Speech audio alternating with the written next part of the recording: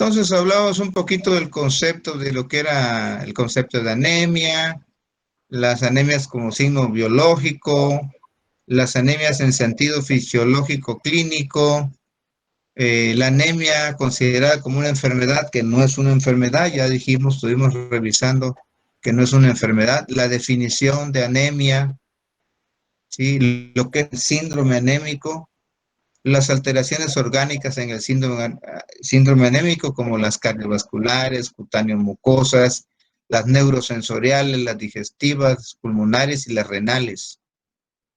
Y luego fuimos describiendo y diciendo un poquito de semiología de cada una de ellas, ¿sí? Desde el punto de vista cardiovascular, desde el punto de vista de cutáneo-mucosas y generales, las alteraciones neurosensoriales, las digestivas, las pulmonares, las renales, y en otros, en casos graves, ¿verdad? Que había hipotensión, estado de choque, ángulo e insuficiencia cardíaca. Y también revisamos un poco de la sintomatología propia de cada anemia. Cada anemia tiene su propia sintomatología y es necesario revisarla. Revisamos un poquito también de los casos en los que había pancitopenia, es decir, cuando hay una alteración de las 3 líneas celulares, a eso se le llama pancitopenia. Si hay 2 alteraciones, se le llama visitopenia. Y si hay una, pues puede ser anemia en el caso de los eritrocitos, leucopenia en el caso de los leucocitos y trombocitopenia en el caso de las plaquetas. También revisamos a las anemias desde el punto de vista de su tiempo de evolución, que si eran agudas, que si eran crónicas, cuándo las consideramos agudas, cuándo crónicas, las agudas, que si su origen era hemorrágico o hemolítico, en qué tiempo se instalaban, qué morfología expresaba el eritrocito. Las crónicas generalmente son carenciales, se dan por deficiencia de hierro, de vitamina B12, de folatos o de factor intrínseco. Generalmente la morfología que van a presentar las crónicas son que el eritrocito es pequeño y además es pálido. A eso se le llama microcítico hipocrómico, en el caso de las deficiencias de hierro. En el caso de los folatos, las anemias son macrocíticas normocrómicas, es decir, aquí hay un problema con la división del núcleo de la célula, está retrasada la división celular. Y en el caso de las hipoplasias de médula ósea, la morfología de las anemias es normocítica, normocrómica. Aquí hay anemia porque la hemoglobina está baja, porque la médula ósea está siendo sustituida por colágena, por adiposina, etcétera, etcétera. Y también revisamos que quizá la clasificación más importante para ustedes y para mí sea la morfológica, porque nos lleva mucho al diagnóstico, nos acerca bastante al diagnóstico de una anemia, ¿no? Y que la clasificación morfológica pues está en función a tamaño y color del eritrocito. Es decir, está de acuerdo a los índices eritrocitarios, que son el volumen globular, la hemoglobina corpuscular media, la concentración media de hemoglobina globular, y obviamente la hemoglobina. Y por tamaño tenemos macrocíticas, microcíticas o normocíticas. Y por color tenemos hipocrómicas, normocrómicas e hipercrómicas. E hicimos una revisión de cada una de ellas. ¿Sí? Bueno, ahora vamos a revisar las anemias, vamos a clasificarlas desde el punto de vista de su etiología, es decir, del factor que lo está produciendo. Y así tenemos 3 tipos, ¿sí? Una que se llama anemias por disminución en la producción, por ejemplo, las que les acabo yo de mencionar, las anemias de la hipoplasia de médula ósea o de las mieloptisis. En la primera, en la hipoplasia, el tejido hemático va a estar sustituido por grasa. Y en las segundas, en las mieloptisis, el tejido hemático va a estar sustituido por colágeno. Entonces no hay producción de nada en la médula ósea, por eso se le llama disminución en la producción. Por aumento en la destrucción, pues es la típica y clásica anemia hemolítica. Por disminución en la producción y aumento en la destrucción, que puede ser una combinación de las dos, ¿sí? Bueno, a la hemoglobina también, digo, a las anemias las podemos clasificar desde el punto de vista de sus gramos de hemoglobina. Es decir, esta clasificación está en función a los gramos de hemoglobina del paciente. Y así tenemos que cuando encontramos en un paciente de 12 a menos 9 gramos de hemoglobina por decilitro, decimos que el paciente está cruzando con una anemia grado 1. Cuando el paciente tiene una hemoglobina de 9 a 6 gramos de hemoglobina por decilitro, decimos que está cruzando con un grado 2. Cuando tiene de 6 a 3 gramos de hemoglobina por decilitro, decimos que el paciente cruza con una anemia grado 3. Y cuando tiene menos de 3, que es la más grave de todas, decimos que la anemia o que la anemia es de grado 4. Entonces, cuando clasificamos una anemia, decimos anemia microcítica hipocrómica grado 1, grado 2, grado 3, grado 4, dependiendo los gramos de hemoglobina que tenga. O anemia normocítica normocrómica grado 1, 2, 3, 4. O anemia macrocítica normocrómica grado 2, grado 3, grado 4, grado 1, dependiendo lo que tenga. ¿Sí? Así es como se clasifica también las anemias. Bueno, otra clasificación de las anemias es por su función medular, es decir, por la función que adopta la médula ósea ante esta situación.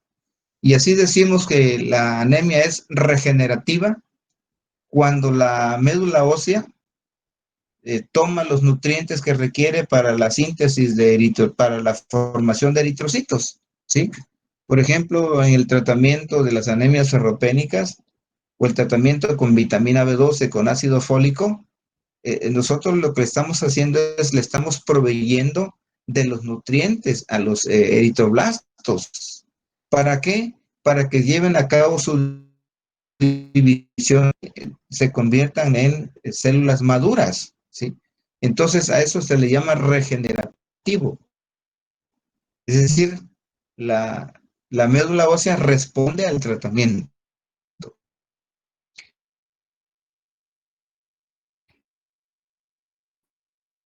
En la médula ósea está sustituida por grasa, o la médula ósea está sustituida por colágena. Entonces, o la médula ósea está infiltrada por un tumor, ¿sí? Entonces, en esas condiciones, la médula ósea ya no se regenera. La solución de ese problema regenerativo es el trasplante de médula ósea, que tiene la connotación de ser curativa, ¿sí?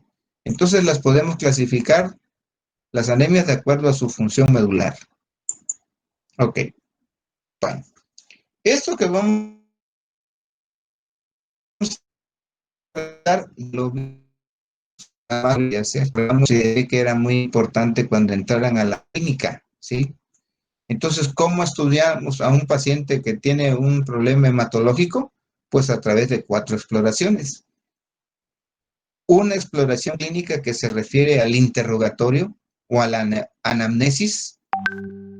Una exploración física que la hacemos a través de infección, perfusión y adopción. Una exploración biológica que la hacemos a través de los estudios de laboratorio, citometría hemática, química sanguínea, examen general de orina, etcétera. Y una exploración de gabinete, ¿verdad? Que sería la solicitud de rayos X o de ultrasonido o de una placa simple de abdomen, una tele de tórax, una tomografía, un PET, ¿sí? Todos ellos son coadyuvantes diagnósticos, no se olviden, ¿sí? Pero lo más importante es la clínica, ¿sí? La clínica nos da casi el 90% del diagnóstico y los estudios de laboratorio y gabinete el 6.8% del diagnóstico. Entonces, no nos vayamos con la finta de que la citometría hemática nos va a dar el diagnóstico. No, la citometría hemática es un coadyuvante, nos ayuda a corroborar la hipótesis que planteamos. Ok. Entonces, para que confirmemos o neguemos orientaciones diagnósticas, primero tenemos que hacer una correcta anamnesis, un buen interrogatorio a ese paciente, ¿sí? Después de que le interrogamos, que ya le dimos tribuna libre al paciente, ahora pasamos nosotros a explorarlo. Ya platicó con nosotros, ya lo interrogamos. Ahora lo pasamos a la mesa de exploración, ¿verdad? Le vamos a explorar órganos y sistemas, desde la punta del cabello, desde la cabeza hasta la punta del dedo gordo, siguiendo esos lineamientos que nos dice la historia clínica, cómo se debe explorar. Entonces, cuando ya tenemos una correcta anamnesis y una exhaustiva exploración física, ya podemos nosotros emitir un juicio, una posibilidad diagnóstica, una conjetura, científicamente una hipótesis, ¿sí? Una hipótesis, una probabilidad, ¿sí? Que esa probabilidad la vamos a corroborar con pruebas de laboratorio, con pruebas de gabinete. Las pruebas de laboratorio y de gabinete nos van a servir para confirmar o negar las orientaciones diagnósticas. Si por algunas circunstancias, ¿sí? El estudio de laboratorio y gabinete nos dicen que hay que negar esas orientaciones diagnósticas, tenemos que reiniciar el proceso otra vez. ¿Dónde estuvo la falla? ¿Dónde estuvo el problema? ¿Por qué no llegué yo a una orientación diagnóstica que yo había planteado? ¿Sí? Entonces, por eso es tan importante seguir al pie de la letra cómo se debe de hacer un interrogatorio, una exploración física, qué solicitud de estudios de laboratorio le voy a hacer al paciente, qué solicitud de gabinete le voy a plantear para que yo no ande titubeando, ¿verdad? ¿Serán peras, serán manzanas? No, aquí el médico planea, ¿sí? Y la planeación y la organización está en función a la historia clínica. La historia clínica tiene un formato que no debemos de salirnos de allí ni inventar el hilo negro, ¿no? Ese formato hay que irlo cumpliendo a cabalidad para que al final al paciente le expresemos un diagnóstico correcto. Finalmente, lo que queremos hacer con el paciente es apoyarlo en su diagnóstico y en su tratamiento. Muy bien. Dentro del interrogatorio hay un apartado que se refiere a la ficha de identificación, ¿sí? Y dentro de la ficha de identificación hay ciertos elementos que son de capital importancia. Todos sabemos que la edad es importante, porque no es lo mismo las enfermedades de los niños que de los pacientes adultos. Hay patologías más frecuentes en cada una de las edades. El sexo, por supuesto, es importante también, porque el hombre padece ciertas enfermedades que no padece la mujer. Entonces ahí hay una diferencia, ¿sí? El estado civil, bueno, no nos interesa si es casado, divorciado, si es viudo, si es rejuntado, etcétera, etcétera, ¿sí? Pero fíjense que este elemento ocupa una primordial importancia en el interrogatorio, la ocupación, la actividad que ejerce un individuo, ¿sí?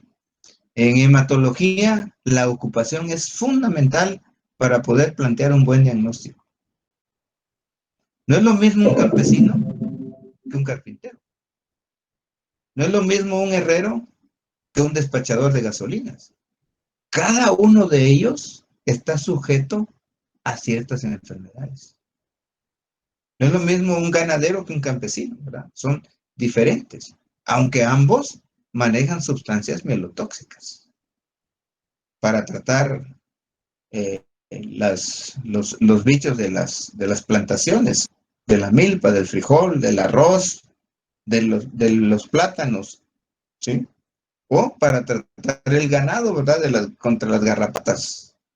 ¿Qué están haciendo esas personas? Están utilizando sustancias mielotóxicas, garrapaticidas, insecticidas, y todas esas sustancias las están inhalando ellos, porque no solamente las esparcen en los animales, sino también ellos las están inhalando. Y el estar en contacto con una sustancia mielotóxica por mucho tiempo es donde se van generando las mutaciones y con el tiempo se puede originar un cáncer. Por supuesto, no a todas las personas les va a dar cáncer, pero hay una mayor probabilidad quienes están expuestos a estas sustancias, ¿sí? Porque juegan Hay otros factores como ambientales, los dietéticos, los hereditarios, que están en función para la génesis de la carcinogénesis. Entonces, la ocupación en hematología es muy importante, ¿sí? Pues la escolaridad es probable que influya un poco, pero no tan determinante como la ocupación. ¿Dónde vive? La religión sí, para efectos de lo que estábamos revisando el otro día, por ejemplo, los testigos de Jehová que no aceptan la transfusión y que únicamente aceptan eritropoyetina. Y que era un dilema, ¿verdad?, legal de cómo enfrentar esa situación. Ok. Por supuesto, la enfermedad actual tiene mucha importancia también, ¿sí? ¿Por qué está llegando el paciente? ¿Qué lo motivó? ¿Qué alimentó ese paciente? ¿Desde cuándo se está sintiendo mal? ¿Cuáles son los signos y cuáles son los síntomas que está expresando? ¿Sí? ¿Qué tiempo lleva? Desde que inició hasta el momento de la consulta. ¿Una semana, 2 semanas, 3 meses, 4 meses, un año? ¿Desde cuándo empezó su problema? La tenemos que evaluar, ¿sí? ¿Cuál es el estado clínico del paciente? ¿Cómo se presenta el paciente? ¿Está preocupado o es indiferente al medio? ¿Sí? ¿Su problema es agudo o es crónico? No es lo mismo hablar de una anemia ferropénica que hablar de una leucemia. La situación emocional es totalmente diferente. En tanto, el paciente ferropénico dice, bueno, me trato la causa, tomo mi hierro, consumo alimentos ricos en hierro y en unos 6 meses aproximadamente ya resolví mi problema. Pero no así el paciente con leucemia. El paciente que cursa una leucemia sabe que su problema es grave, sabe que se puede morir en un momento dado. Entonces su estado anímico es totalmente diferente, ¿sí? Es muy importante y por supuesto nosotros como médicos le tenemos que dar la confianza, ¿verdad? Le tenemos que tranquilizar y decirle cuáles son las probabilidades diagnósticas y las probabilidades de tratamiento, si lo podemos tratar acá o lo enviamos a otro nivel de atención. Si en el caso de que sea un derechohabiente, por ejemplo, las instituciones tienen convenios con hospitales de tercer nivel de atención. Muchas veces aquí no los podemos atender, los tenemos que canalizar a la Ciudad de México, al siglo XXI, al 20 de noviembre, al Instituto de Rehabilitación, a Cardiología, a donde se pueda atender ese problema, ¿sí? Entonces, dependiendo del diagnóstico, dice, vamos a normar la conducta de tratamiento. Si el padecimiento es indolente, es decir, llega un paciente, no es lo mismo que llegue un paciente a urgencias que llegue un paciente a la consulta externa. O sea, vean la diferencia. Un paciente que llega a urgencias es porque tiene un problema agudo, es porque está buscando ayuda, es porque quiere que le resolvamos su problema, ¿sí? En cambio, un paciente que cursa con anemia ferropénica, pues sí, tiene su anemia, pero no se va a morir, salvo que la anemia sea muy grave, ¿sí? Son dos situaciones diferentes. Entonces, al paciente que llega a urgencia lo tenemos que tratar urgentemente y resolverle su problema urgente. Si está sangrando, bueno, cohibirle la hemorragia. Si tiene un traumatismo craneoencefálico, empezó a manejar con antiinflamatorios, con anticonvulsivos, etcétera, ¿sí? En cambio, al paciente con anemia ferropénica, pues poco a poco le estoy haciendo le estoy solicitando sus estudios de laboratorio. ¿Por qué? Porque no me están manifestando síntomas y eso quiere decir indolente, ¿sí? Entonces, cuando el padecimiento es indolente, pues hay que seguir los procedimientos diagnósticos habituales. Le hacemos su citometría hemática, le hacemos su química sanguínea, su examen general de orina, le determinamos reticulocitos, le tomamos una radiografía y ahí lo vamos llevando, porque no es urgente su problema, ¿sí? Es indolente, no manifiesta, no tiene síntomas prácticamente que pongan en peligro su vida. Bueno, otro rubro importante en hematología son los antecedentes heredofamiliares. Ya sabemos que en ámbito, ¿verdad? La cuestión familiar es muy importante por la presentación de ciertas anemias hereditarias, ¿sí? Porque se pueden presentar ciertas leucemias, ciertos linfomas. Se ha visto que entre familias hay ciertas enfermedades que son más frecuentes. Entonces, el objetivo de los antecedentes familiares es conocer enfermedades en el ámbito familiar. Por ejemplo, talasemias, ¿sí? La talasemia es un defecto hereditario de la molécula de hemoglobina que se va a caracterizar porque hay alteraciones en las cadenas globínicas de la hemoglobina, ya sea que se estén produciendo de manera inadecuada o ya sea que no estén funcionando correctamente. La hemofilia. ¿Sí? La hemofilia es una alteración hereditaria que se transmite de generación a generación, que se caracteriza precisamente porque el paciente sangra, porque hay un defecto en la hemostasia secundaria. La formación de las mallas de fibrina está retardada, ¿sí?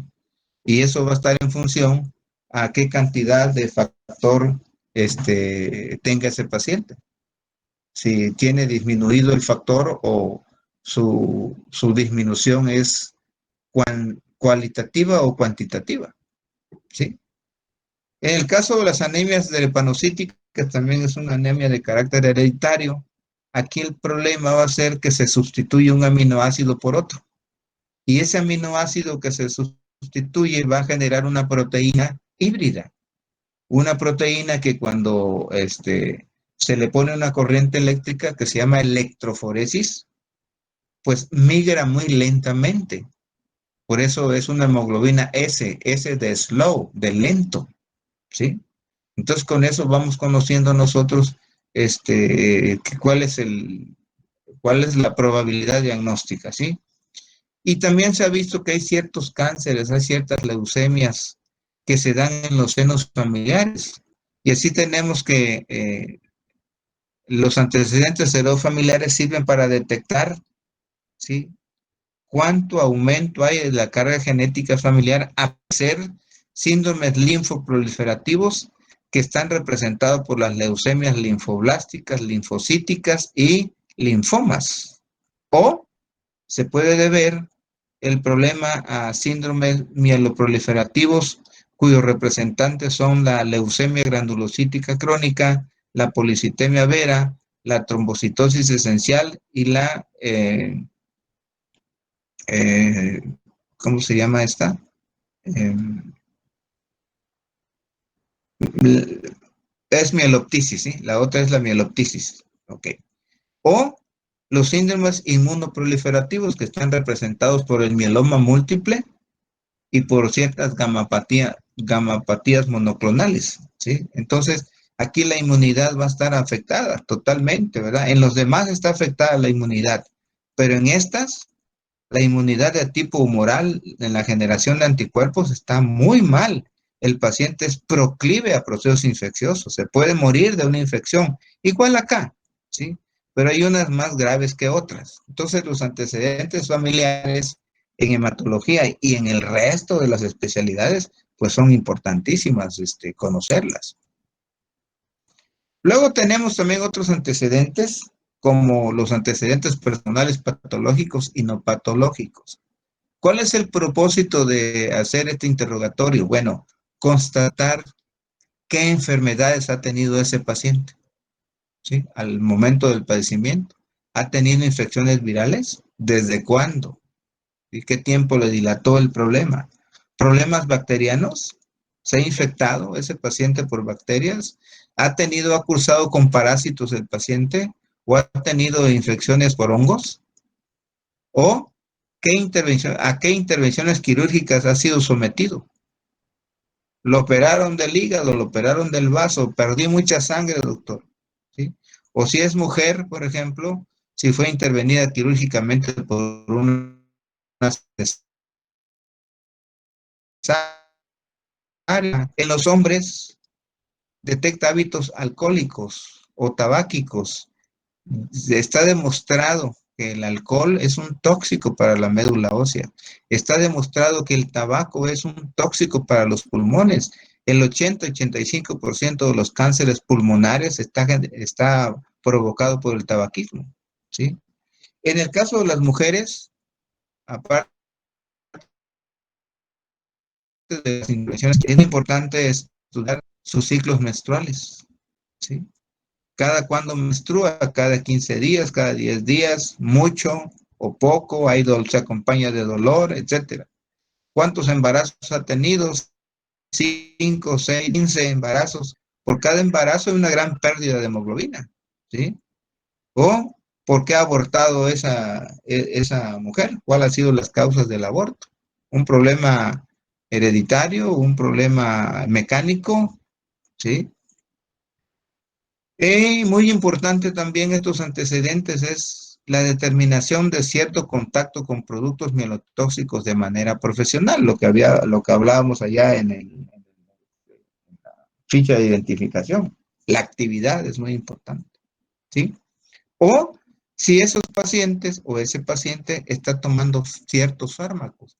¿Qué fármacos? ¿Está tomando corticoides? Y algunos de los corticoides generan complicaciones. Ya vimos que tiene reacciones adversas, ¿sí? O está ingiriendo ácido acetil salicílico, la aspirina soluble, la de 500 miligramos, es una aspirina que es muy agresiva porque produce pirosis, sensación de quemazón, ¿sí?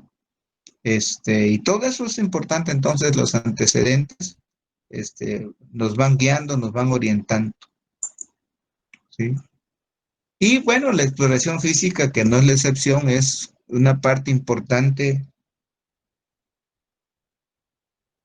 para llegar a un diagnóstico correcto en ese tipo de pacientes, ¿eh?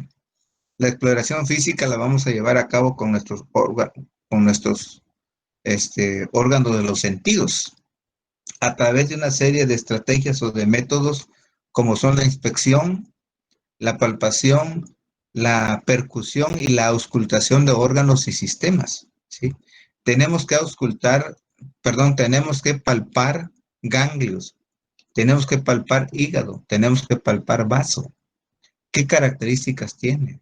Están endurecidos, son de consistencia aulada, ¿sí? Están muy crecidos, rebasan el reborde costal, ¿sí? O son dolorosos, o se acompaña de fiebre, etcétera, etcétera, ¿sí? En hematología utilizamos mucho la inspección para ver. Vemos petequias, vemos equimosis, vemos púrpuras, ¿sí? Vemos ictericia. La fiebre no la podemos ver, la podemos identificar con un aparato que es el termómetro, ¿sí? Y otra, eh, otra estrategia es la auscultación. Auscultamos pulmones, auscultamos corazón en busca de alguna alteración, de un soplo fisiológico que se da en las anemias, por ejemplo, ¿sí? O en el caso de un proceso infeccioso, estertores, sibilancias, etcétera, etcétera, ¿no? ¿Sí? Y otro dato importante dentro de la exploración física es el hábitus exterior, que se refiere a la indumentaria. ¿Cómo viene vestido ese paciente? No es lo mismo un paciente que venga con guaraches a un paciente que venga con un traje este, eh, de Pierre Cardin, por ejemplo. Entonces, de inmediato vemos la situación, las circunstancias, a qué nivel socioeconómico pertenece ese paciente, porque desgraciadamente así es. Y nos podemos percatar también del tipo de alimentación que está ingiriendo, ¿verdad? ¿Sí? El que gana más, tiene más posibilidades, se alimenta mejor que el que gana menos. ¿Sí? La indumentaria entonces nos habla mucho, ¿verdad? El tipo de calzado, el tipo de vestimenta que trae. Si está íntegro, la fascia, si es una fascia de dolor. La marcha es muy importante, ¿verdad? En hematología la marcha es muy importante. Por ejemplo, los niños hemofílicos tienen una marcha claudicante. En los pacientes con drepanocitosis, por los abscesos que se generan, tiene marcha claudicante. Entonces hay claudicación en esos pacientes. Cuando uno los ve y los invita a que se sienten, inmediatamente los ve porque viene cojeando a ese paciente, qué le pasó, qué le sucedió.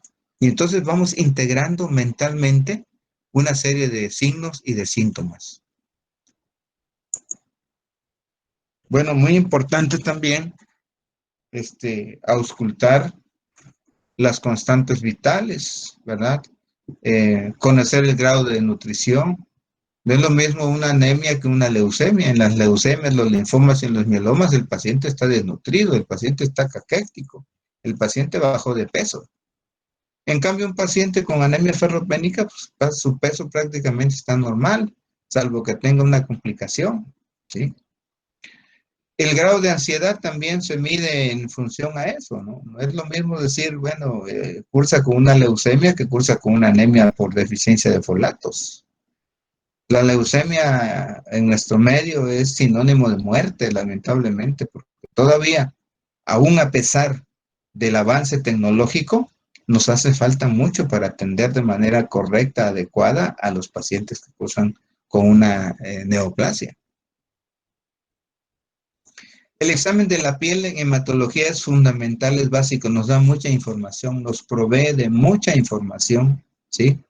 Entonces, hay que ver por qué está pálido el paciente. La palidez no es sinónimo de anemia. Hay pacientes que tienen la piel pálida, la gente muy blanca, por ejemplo, tienen la piel pálida, pero no necesariamente tienen que ser anémicos. ¿Sí? La anemia se acompaña pues de otras circunstancias, ¿no? De baja de hemoglobina, etcétera. Y la palidez se da por varias circunstancias. Uno de los mecanismos por los cuales se da la palidez es que disminuye la hemoglobina, específicamente la protoporfirina, que es la que le da coloración a la sangre, a los tejidos, ¿sí? Y entonces el paciente está pálido. Eh, la ictericia. Bueno, la ictericia es el acúmulo de bilirrubina. No sabemos de qué bilirrubina, ¿sí? Pero puede ser bilirrubina directa o conjugada, o puede ser bilirrubina indirecta o no conjugada. Si yo voy recopilando información, a ese paciente le detecté que tiene esplenomegalia, tiene hepatomegalia.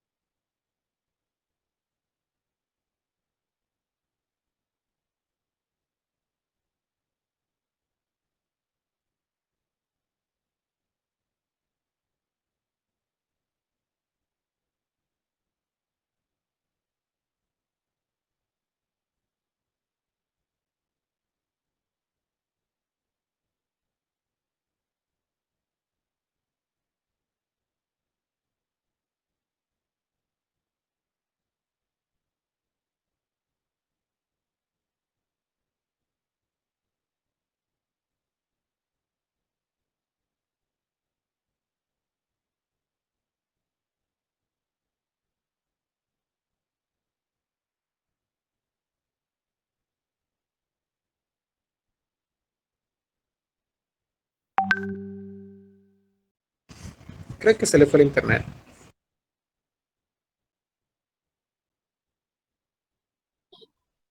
Sí, ya está. Ahí está. Sí, ya se desconectó. ¿No? ¿Ya se conectó el doctor? No se desconectó, pero no ha llegado y van saliendo. Creo que se ¿Seguimos o volvió nos y se salió quedamos? otra vez. Hay que decirle, ¿Qué porque dice el la vez público? pasada yo digo que hay que mandarle mensaje, porque la vez pasada, el grupo pasado, él estaba hablando mientras, él estaba hablando solito con las diapos. Sí, hay que avisarle, hay que esperar que se vuelva a conectar. Están grabando todavía, ¿no? Sí, sigue grabando. Pero se graba. Es magia esto.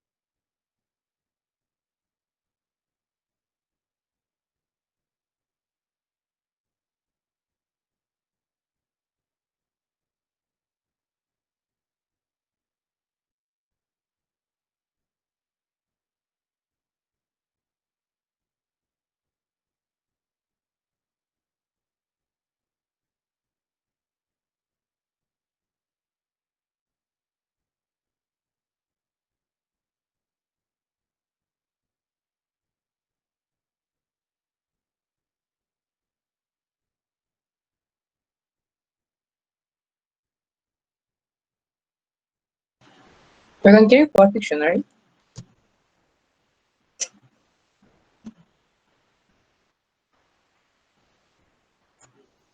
¿Nos salimos?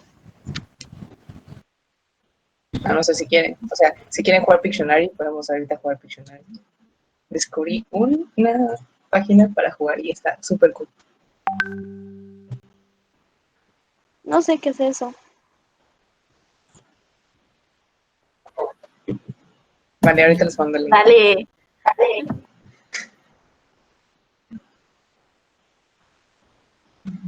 Y en la grabación, ¿no? Los de la coma, viendo qué pedo, qué pedo.